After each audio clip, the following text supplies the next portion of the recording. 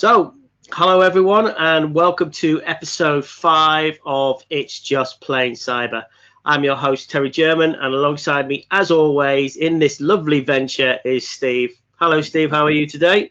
I'm good. And for those that don't have video, we're both coming very similarly close to that. We're doing a little bit of merch.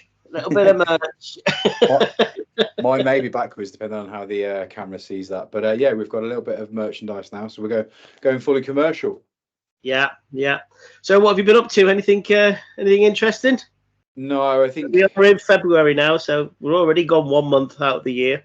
No, we were just talking about that, weren't we? It's no, I think as with everybody, just getting back up to speed after some time off and stuff like that. But yeah, there's as with most people, there isn't that much exciting to talk about through January.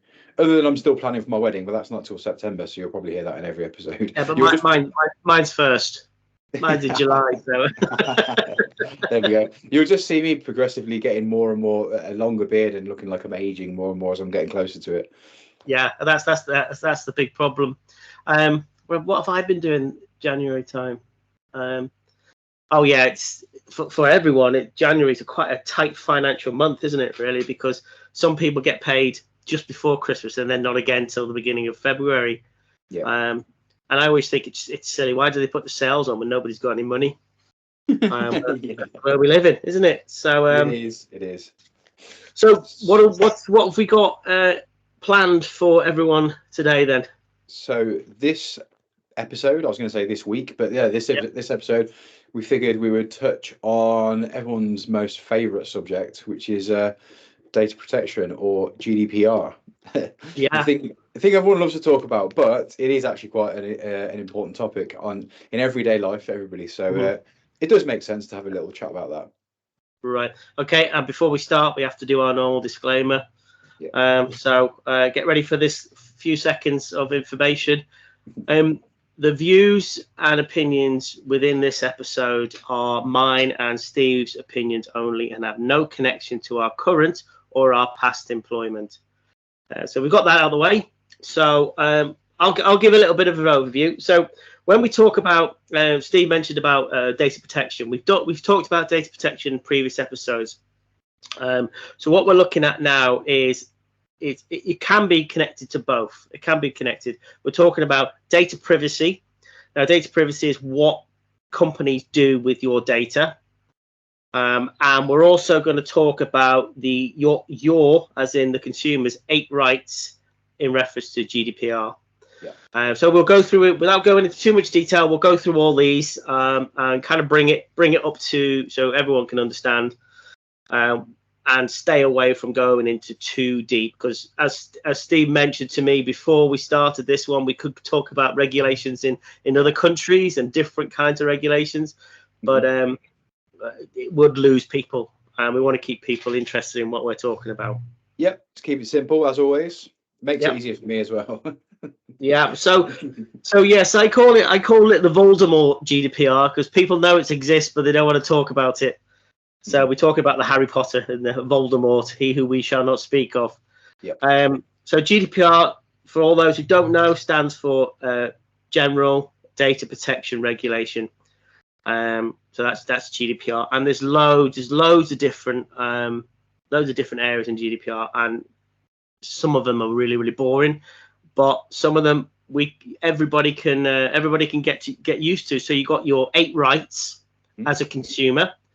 And these 8 rights are the right to information, the right to access, the right to rectification, the right to erasure, the right to restrict process, your right to portability, your right to object, and your right to not go for data profiling. So without going into too much detail in every single one, we'll give you a little bit of an overview. Now, when we also talk about data privacy, that is understanding what a company does with your data. So when you sign up to, say you go to Amazon or another company and you sign up to their mailing list, or you want to be notified about what they're doing, their latest goings on, and you tick that little box at the bottom says you give consent to them holding your email address, your data. So that's what we talk about. Is that what your view, Steve, on the 8 rights and the data privileges, privacy, not privilege? Yeah, no, exactly that. Yeah, and again, we touched on it very briefly before the episode started, and something that areas that immediately my mind goes to is, like you said, it could be, sign up for a new membership. Maybe you sign up for a gym. It is January. That is something that a lot of people do. It could be, and then end it at the end of January. Yeah, the standard 1 month free trial has gone. Yeah. And what happens after that? It could be downloading apps, could be everything. And then, what happens after you've done that? Because most people will sign up, give their basic details, email, phone numbers, all that sort of stuff, and don't really give it a second thought. It's a case of what happens then, and what rights do you have to protect what is done with that information, which is, that's basically, in a nutshell, what it's about. Yeah. So data privacy, if we look briefly at data privacy without going too deep, it's what that company does with your data, who sees it. So when you, as we were talking about gym memberships, and you sign up to their mailing list or you sign up to newsletters, do they hand it off to another company to do certain parts of marketing? So, and I think if my memory serves me correctly, I mentioned this in the last episode about every website or company has what's called data privacy statement or a data privacy policy, and in there it should detail what a company does with your data. Does it send it over to another company? And every time they do this, every time they send it, they've got to give consent. So in this little statement, we'll tell you who they deal with and what they do with the data. So I'm not asking people to read it in detail, but you've always got to be aware that this will detail what they do with your data. Yeah. Then it comes to, as we mentioned, the 8 rights. So you have the right to be informed. So if a company decides to do something different with your data, then they have to let you know what they're doing. Now, you may get an email to say we are changing this, we are changing that, we are moving this to here. You've also got to be made aware of that. And they don't usually say, are you okay with this? Do you want to opt in, opt out? Some do, but most of them say, contact us if you don't like this. But again, it's just informing you what's going on. Also, the right to access. So any data that a company has on you, you have the right to access this data. So you can see what they do and what they do with your data. So these are just a couple of ones. The right to erasure. I always think to myself, why can't they just say the right to delete? And why do they have to erasure? So this is to erase any information about you. So if you go up to them, and say, right, I no longer want to sign up with your company. I'd like you to erase all my data. And they are, unless they have a financial reason for keeping your data, or they have a contractual agreement with a regulation to keep your data, then they've got to keep it.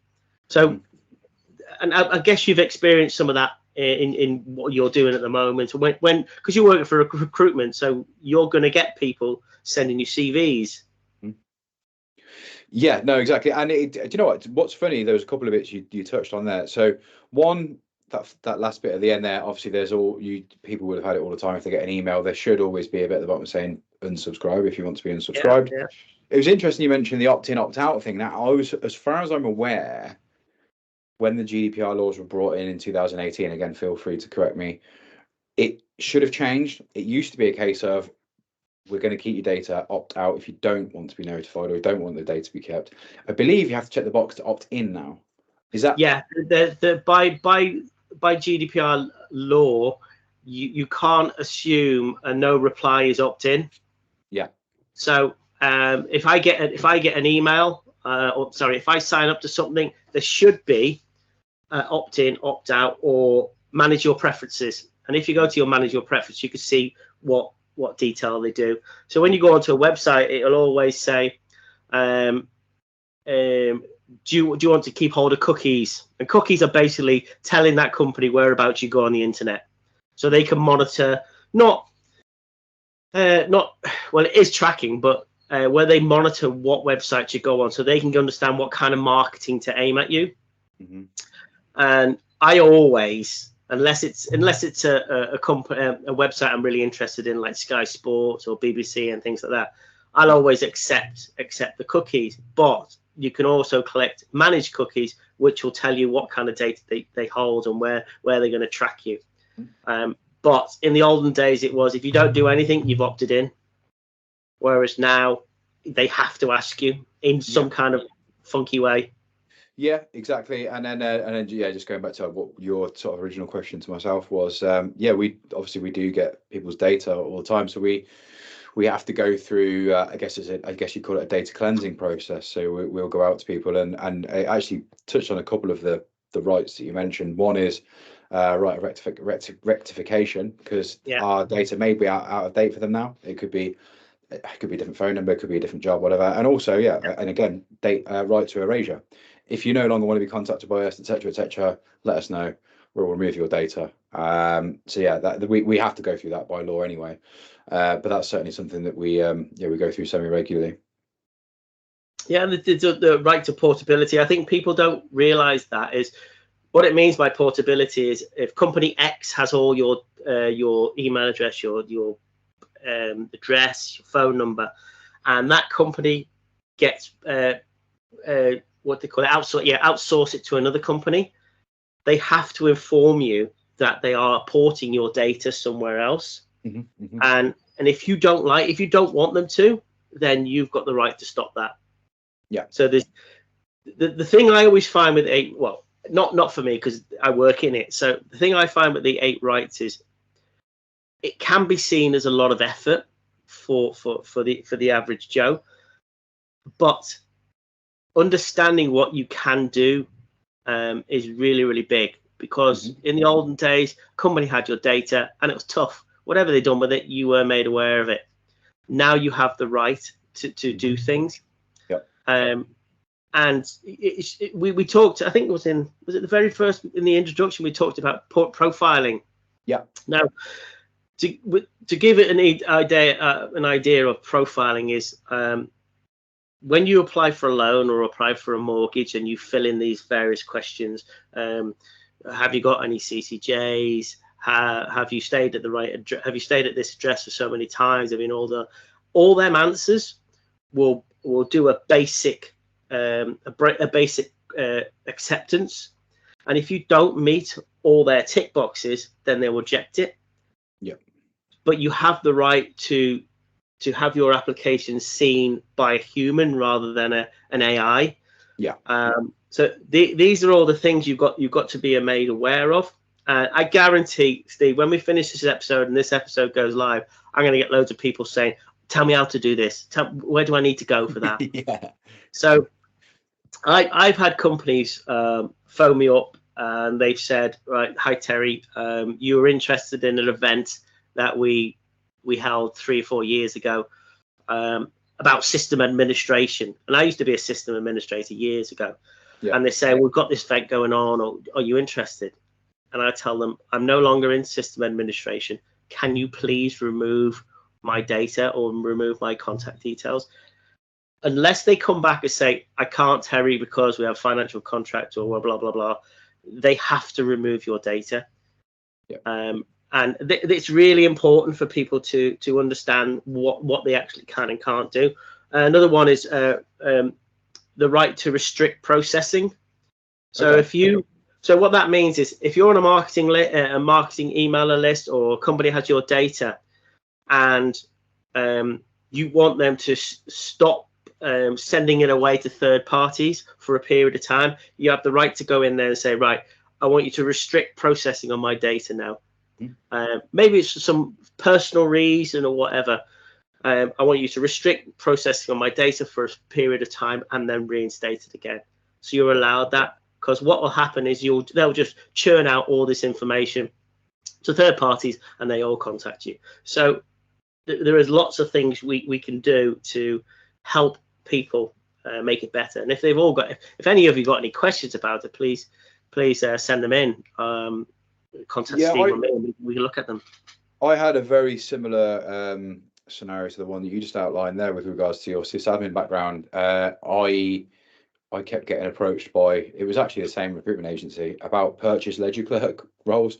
I haven't been a purchase ledger clerk for about 15 years, and I've never spoken to that agency before either.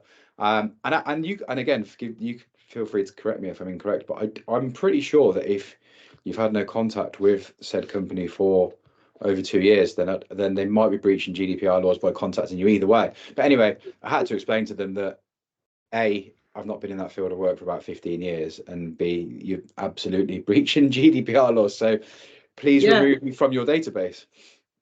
Well, I would say the phrase, it takes two to tango. So the problem you have is you don't know who has your data. You don't know who has your CV. If I sign up to your company and I give you my CV and I say, right, you can use my CV for whatever, and then you farm it off to somebody else for another agency or things like that, and I've got no record of that, so I don't know, and they will still contact me about work I've done 16, 15, 20 years ago. Yeah. But that's poor on their side, because they should understand that the information may be incorrect. So this is what we talked about, ratification. Yeah. Is the information accurate? And there is no harm in companies going out to their list of people and saying, can you confirm that the data we hold about you is correct? This is the data we have, or could you contact us to confirm the data you've got? Again, they're not going to give you personal data over an email, but you need to call them to get this done. And I could be speaking to people and they go, well, I haven't got a clue. Unfortunately, that's what the way sometimes things are. People don't know where their data is. They don't know where they're holding their data. And if you go to any company and say, can you tell me where your, this is the best question auditors ask any company. Can you tell me where your data is? And they'll go, it's a bit over here and a bit over there. Some over there, some over there. There's some over there. There's some in a drawer down there. And that's the biggest thing of people knowing where their data is.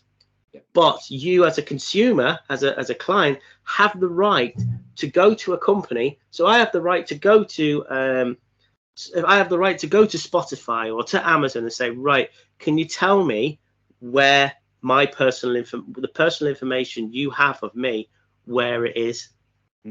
And you are allowed to get this information. It's interesting, but it's a pain in the backside to do it. Yeah, well, I was going to say, yeah, it's interesting because obviously we've touched on a website previously called Have I Been Pwned, and that's to do with finding out where your sort of credentials have been leaked and things like that from a data breach. But it's surprising that there isn't perhaps a website that you can go to and find out exactly where your data is. But then I suppose that would then require every company to be GDPR compliant in telling somebody where all the data's gone to. And plus, if there was such a company, what's stopping me from going in and say, right, can you tell me where the data of Steve Arnold is? So it won't be as simple as I could create a company and have all your data, because that's called the dark web. I was going to say, I tell you what, it would soon open you up for some unscrupulous people that would be trying to get hold of data if there was somebody that did have every piece of data for every person out there. Yeah, you'd need some pretty high class security for that. But yeah, it would certainly make things easier for people to be able to be aware of where their data is, at least to some degree. Mm-hmm. So have you, in your experience, have you had or heard any stories of data being lost, people not getting the right data? In terms of on a personal basis?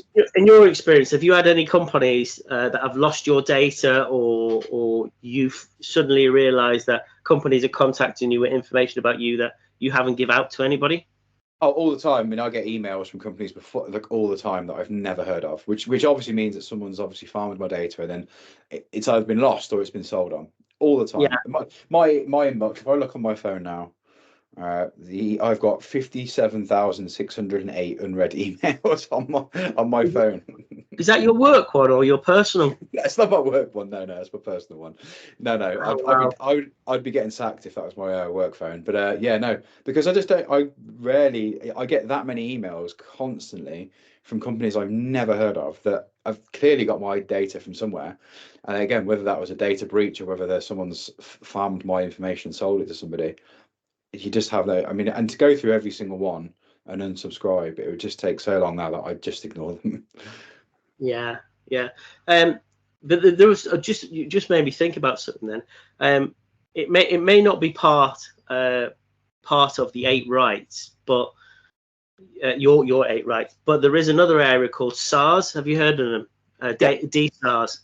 So a SAR or a DSAR is a data subject access request. Yeah. Now, I love that. I love DSARs. They're really pain in the backside, but I do find them really interesting. And we could say it's a topic for another day. But that's, again, it's allowing you to fill in one of these data subject access requests and send it off to the company. And the company, by law, have to give you all the information they hold about you. So this usually happens when you have a disagreement between an employee and a company. They've left, or even a contractor who's done some work for a company and there's a bit of problem, and they want to find out all the conversations between different people. So again, this is all your rights and what you can and can't do.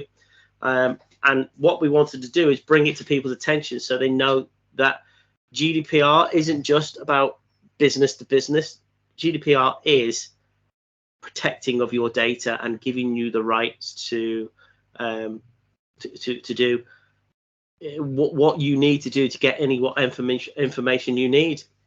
So it's a good topic, and there's lots of information, and we will pull apart some of the more interesting ones that you and I and everybody else in the internet world can relate to.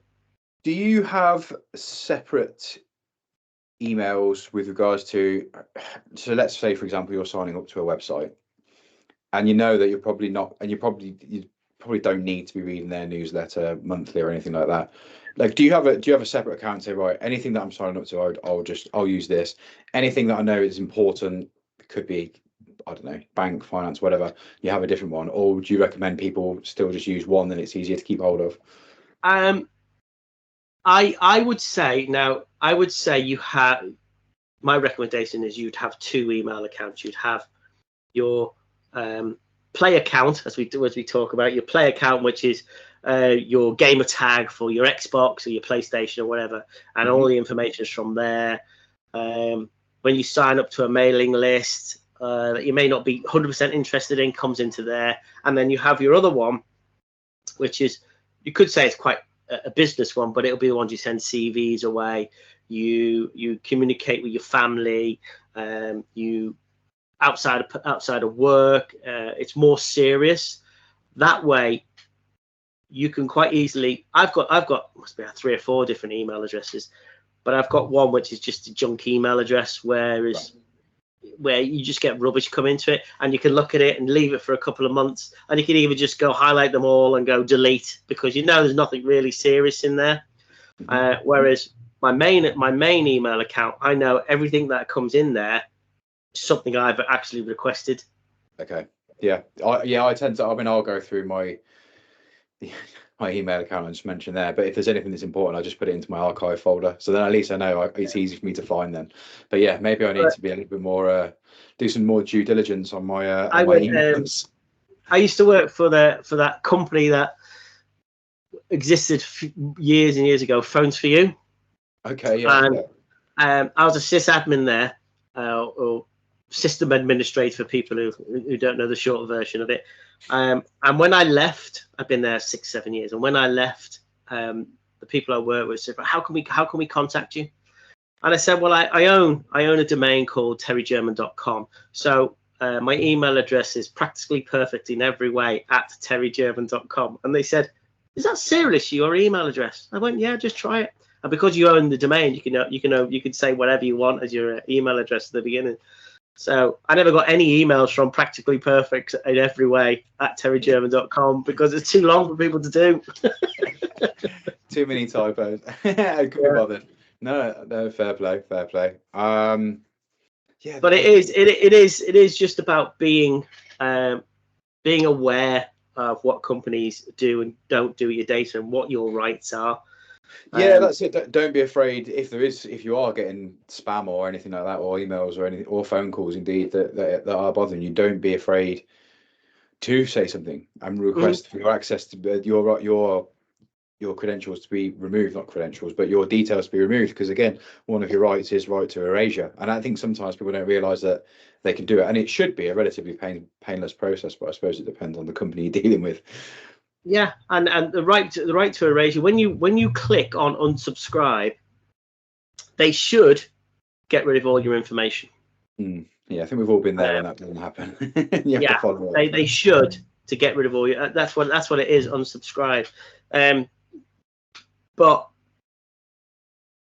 the hardest part is getting people to understand that just because you click on that little box at the bottom that says yes, I'll opt in to receive newsletters and things like that, it doesn't mean that company A is the only people that are going to have your data.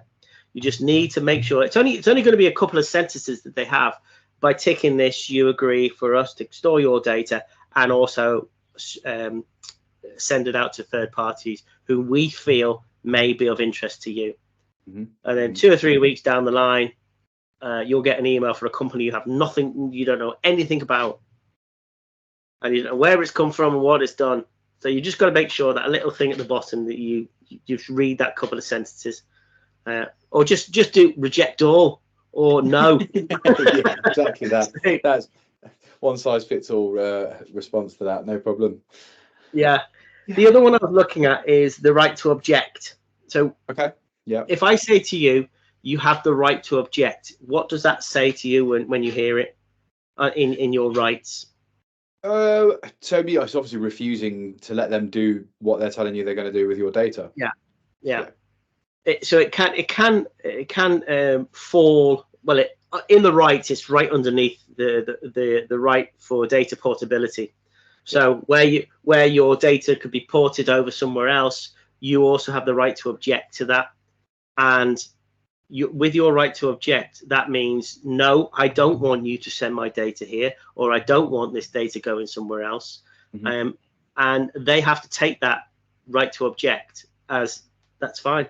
And if they don't, then that's when the trouble starts for them, because they're not doing as what we allow them to do, which I always think is quite good. Companies can get in quite a significant amount of trouble as well if they're not adhering to whatever your request is, whether it's rectification, erasure. So if you and I'd say this to anybody, if you go on to www.ico.org, which is the Information Commissioner's Office, in there's a tab at the top that says action we have taken. If you click on that action we have taken, it lists all the companies where the ICO has fined them, or because they've been in a data breach of one of the regulations in GDPR. And if you look at it, you'd be amazed at the companies that pop up. I looked at it before, and NHS Fife were in there because they sent marketing emails out to people who didn't want the information to be sent out, and the ICO will fine them if they're in breach of the GDPR. So it's and again, and I think I mentioned it in a couple of episodes before as well, there's people get fined by the ICO as well, not just companies. Really? Yeah. If you look on there, there's people that when you work for a company and you're not supposed to send data to somewhere else, or you're not supposed to send data to a private email address or something like that. And if the ICO do an audit and they catch you, then as well as the company being fined, you get fined. You could even get jail term, depending on what you've breached. So it's really interesting when you look at it of what people get fined and what the ICO do, and they're not just a head teacher that sits at the top of the table telling everyone what they can and can't do. They will smack your backside if you've done something against GDPR. I was actually looking just before this episode what the biggest GDPR fines were for last year. Some very hefty fines. Meta, Meta came in at number 1 and number 2, 1.2 billion, 390 million. TikTok. Is that Meta? Is that's not Facebook? Who, that's Facebook's new name, isn't it? Yeah, even though it's still Facebook. Yeah, there we go. TikTok got 2 fines, one for Ireland and one for the UK. WhatsApp, 5.5 million. Some big old hefty fines in there. So yeah, it does show that people do need to be careful with what they're doing with people's data. Yeah. So that's what we wanted to talk about, and we've been roughly about 30 minutes now, which is kind of the time we wanted everyone to to keep these episodes 30-35 minutes to keep people interested. Yep. And we're going to finish off with the same thing we always finish off with. We are looking to get guests in. We've got Amy's down as a possible guest, and we'll be creating an episode for her in the next couple of weeks. And what we've also spoke about, Steve and myself, we spoke about increasing it to 2 a month now. Yeah. The reason why we're looking at this is one episode will be me and Steve as we normally do for every single episode, and another episode we'll give to the guest. So the guests will come on and we'll talk about them, rather than trying to fit a good interview with a guest and a good flavour for what the guests do, and then us doing our stuff as well. So if we break it down and put 2 in, then we can still do our stuff and the guests, because otherwise it'd just be the guests and we would never ever speak to each other again. you might be happy with that, but and it's always good to get other people's, not just people's perspective, but their ideas on topics as well. I think, like I said, Amy, I think she's been fantastic in what she's managed to achieve, and it'd be great to get her on and find out how she's managed to do that. Talk about careers and things like that as well. We've obviously touched on. So plenty going on this year. I think the back end of last year was more of just finding our feet and things like that. And this year, the idea is we sort of step things up as we gain more listeners or viewers, depending on how you're watching. I've tried to do a little bit of trying to get us on TikTok to get the youth interested. But that's again, it's more me trying to gain experience of how to edit on TikTok. So I might have to get my daughter in and get her to do it, because she's quite big on TikTok. So but that's it. So that's where we're going forward. Indeed. So we're gonna call it a day there. Yeah. And I hope everybody's enjoyed this episode 5, and we'll see you in a few more weeks as we do our next episode. So that's all from me. Steve, do you want to finally sign off? Yep. Thanks again, guys. Appreciate the support, and like I said, you'll be hearing more from us in the coming weeks. Yeah. Brilliant. Thanks very much. Speak to you all very soon. See ya. Bye bye.